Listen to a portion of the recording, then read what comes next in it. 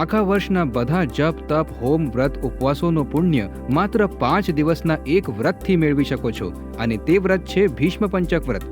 માત્ર આટલું જ નહીં, નિસંતાન વ્યક્તિ પત્ની સહિત આ વ્રત કરશે તો તેને સંતાનની પ્રાપ્તિ થાય છે. અને જો કોઈને સ્વપ્ન દોષ, ધાતુક્ષય કે શ્વેત પ્રદરની બીમારી હોય અથવા હસ્તમૈથુનની આદત હોય તો તેના માટે તો ભીષ્મ પંચક વ્રત વરદાન સ્વરૂપ છે. કારણ કે ભીષ્મજી આજીવન બ્રહ્મચારી રહ્યા હતા. કાર્તિક શુક્લ એકાદશી થી પૂનમ સુધી ભીષ્મ પંચક વ્રત કરવાનું હોય છે. આ વખતે આ વ્રતના 5 દિવસ રહેશે, 1 થી 5 નવેમ્બર સુધી.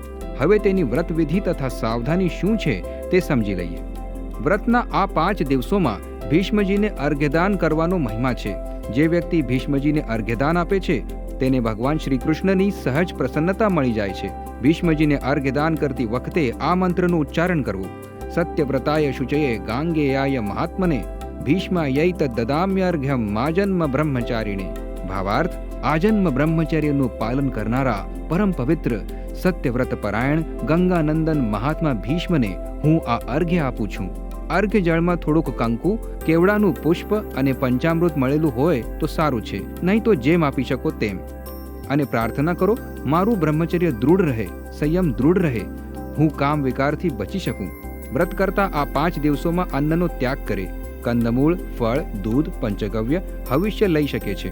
સ્નાન પણ પંચગવ્ય કે ગોઝરણ અને છાણના મિશ્રણથી કરી શકાય છે. ખૂબ જ પુણ્યદાયી સ્નાન માનવામાં આવશે. આ દિવસોમાં બ્રહ્મચર્યનું પાલન કરવું જોઈએ. તો જે આ પાતકનાશક મહાપુણ્યમય ભીષ્મ પંચક વ્રતનું પાલન કરે છે તેના દ્વારા બધા પ્રકારના શુભ કાર્યનું પાલન થઈ જાય છે.